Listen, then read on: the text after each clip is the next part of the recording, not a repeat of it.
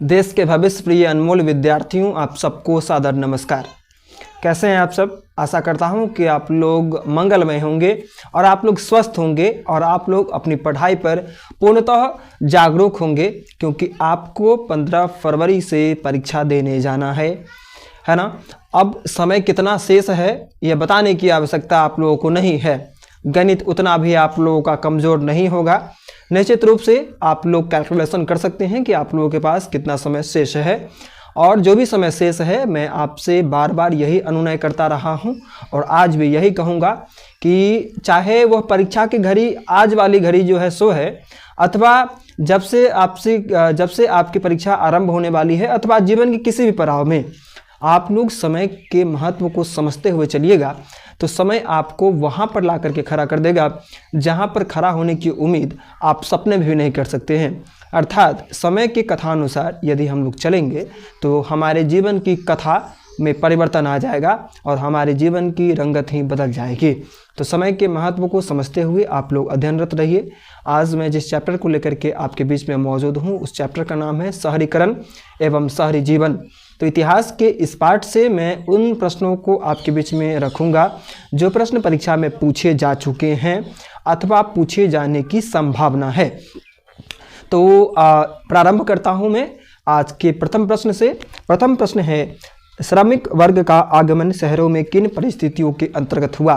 तो लिखेंगे श्रमिक वर्ग का आगमन शहरों में कुछ विशेष परिस्थितियों के अंतर्गत हुआ, क्योंकि ग्रामीण परिवेश में जो कृषक थे उनकी आर्थिक स्थितियां पूर्णतः प्रतिकूल थी। वहीं पर शहरों में विभिन्न प्रकार की उद्योग धंधे स्थापित हुए, तो लोग रोजगार की तलाश में जो भूमिहीन कृषक वर्ग थे है ना, वो क्या किए, तो वो शहरों में जाकर के पलायन किए, शहरों में जाकर के वो कार्य करने के लिए बाध्य हुए और शहरों में कार्य करने लगे। तो इस प्रकार श्रमिक वर्ग का उदय शहरों में इस प्रकार हुआ, क्योंकि उनको रोजगार का अवसर ग्रामीण परिवेशों में नहीं मुहैया हो रहा था। तो रोजगार के अवसर की प्राप्ति के लिए वह शहरों में श्रमिक वर्ग का उदय जो है सो शहरों में हुआ। इसके पश्चात अगला प्रश्न है, ग्रामीण तथा नगरीय जीवन के बीच किन्हीं दो भिन्नताओं का उल्लेख करें। तो ग्रामीण तथा नगरीय जीवन में भिन्नताएं जो होती है वो कई आधारों पर होती है। आप लोग लिख सकते हैं जो ग्रामीण तथा शहरी नगरीय परिवेशों में दो भिन्नताएं निम्नलिखित है। प्रथम लिख सकते हैं आप लोग जो ग्रामीण परिवेश में क्या होती है, ग्रामीण परिवेश के लोग जो होते हैं वो कृषि कार्यों पर अधिकाधिक निर्भर रहते हैं। वहीं दूसरी ओर शहर में रहने वाले जो लोग होते हैं उनके कार्यों का माध्यम उद्योग धंधा होता है अथवा व्यापार वाणिज्य होता है। और दूसरा आप लोग लिख सकते हैं भिन्नता के रूप में कि ग्रामीण परिवेशों में शिक्षा की स्वास्थ्य की बेहतर सुविधा नहीं होती है। वहीं दूसरी ओर शहरों में नगरों में स्वास्थ्य और शिक्षा की उच्चतम व्यवस्था का प्रावधान होता है। तो ये दो भिन्नताएं आप लोग लिख सकते हैं। इसके पश्चात अगला इंपॉर्टेंट प्रश्न है, शहरों के उद्भव में मध्यम वर्ग की भूमिका किस प्रकार की रही? तो लिखेंगे शहरों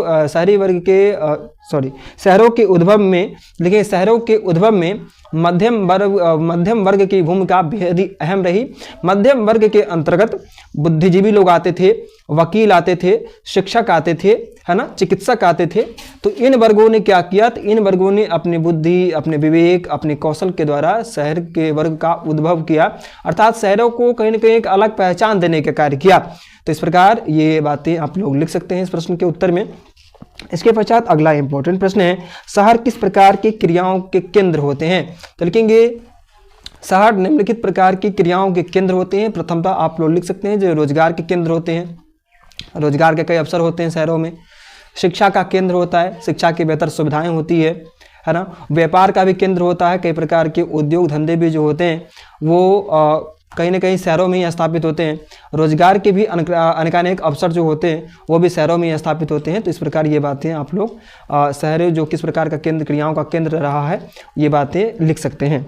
इसके पश्चात अगला इंपॉर्टेंट प्रश्न है, आर्थिक तथा प्रशासनिक संदर्भ में ग्रामीण तथा नगरीय व्यवस्था के दो प्रमुख आधार क्या हैं? तो लिखेंगे आर्थिक तथा प्रशासनिक संदर्भ में आर्थिक क्रियाओं के जो दो केंद्र हैं वो निम्नलिखित हैं। प्रथम केंद्र आप लोग लिख सकते हैं जनसंख्या का घनत्व। लिखेंगे जो शहर की तुलना में कहीं ना कहीं ग्रामीण की तुलना में, ग्रामीण जो परिवेश जो होती है, ग्रामीण परिवेश की तुलना में शहरों में अधिकाधिक जनसंख्या निवास करती है ना। और शहरों में जनसंख्या जो आवास जो होते हैं वो आवास भी काफ़ी कहीं ना कहीं संकीर्ण होते हैं। इसके पश्चात दूसरी तरफ लिख सकते हैं आप लोग आर्थिक क्रियाओं के केंद्र में जो ग्रामीण परिवेश के लोग होते हैं। दूसरा टॉपिक लिख लीजिएगा अर्थव्यवस्था। पहला टॉपिक जनसंख्या का घनत्व, जिसमें लिख दीजिएगा कि जो ग्रामीण परिवेशों की तुलना में शहरी परिवेश में जनसंख्या की अधिकता होती है। दूसरा लिखिएगा अर्थव्यवस्था, लिखेंगे ग्रामीण क्षेत्रों में अर्थव्यवस्था का मूल आधार कृषि होता है, वहीं दूसरी ओर शहरों में अर्थव्यवस्था का मूल आधार लोगों का व्यापार होता है, वाणिज्य होता है अथवा कोई न कोई रोजगार होता है। तो इस प्रकार ये बातें आप लोग लिख सकते हैं। इसके पश्चात अगला इंपॉर्टेंट प्रश्न है, किन प्रक्रियाओं के द्वारा आधुनिक शहरों की स्थापना निर्णायक रूप से हुई? तो किन प्रक्रियाओं के द्वारा हुआ? तो जब औद्योगिक का विकास हुआ, जब उद्योगों का विकास हुआ, तो इस प्रकार शहरों की स्थापना हुई। दूसरा कारण आप लोग लिख सकते हैं कि व्यापार वाणिज्य में अधिकाधिक वृद्धि हुई, लोगों ने अपनी मांगों को पूर्ण करने के लिए अधिकाधिक उद्योग धंधों की स्थापना की, तो इस प्रकार प्रक्रियाओं के द्वारा शहरों की स्थापना हुई। दूसरा प्रश्न है, जो यूरोपीय इतिहास में घेटों का क्या अर्थ है? तो लिखेंगे यूरोपीय इतिहास में घेटों का विशेष अर्थ था। घेटो शहर का ऐसा भाग होता था जिसमें कि जिस शहर के 1/4 भाग में घेटो अर्थात जो यहूदी जाति के जो लोग जो थे, यहूदी संप्रदाय के जो लोग जो थे वह रहा करते थे।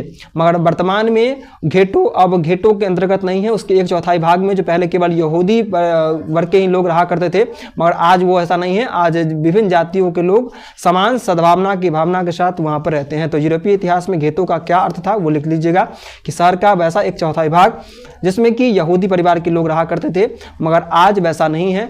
आज सर्वधर्म संभावना के उद्देश्य से अर्थात सभी धर्मों के लोग समान सद्भावना के दर से वहाँ पर रहा करते हैं। इसके पश्चात अगला इंपॉर्टेंट प्रश्न है, शहर ने किन किन नई समस्याओं को जन्म दिया? तो लिखेंगे शहर ने कई प्रकार की समस्याओं को जन्म दिया, जिनमें मुख्य समस्याएं थी पेयजल की समस्या। शहरों में जिस प्रकार लोगों की अधिकाधिक उपस्थिति दर्ज हुई, तो वहाँ पर कहीं ना कहीं पेयजल की समस्या उत्पन्न हो गई। ये 5 नंबर वाला प्रश्न है, तो टॉपिक वाइज लिख लीजिएगा, है ना, पेयजल की समस्या।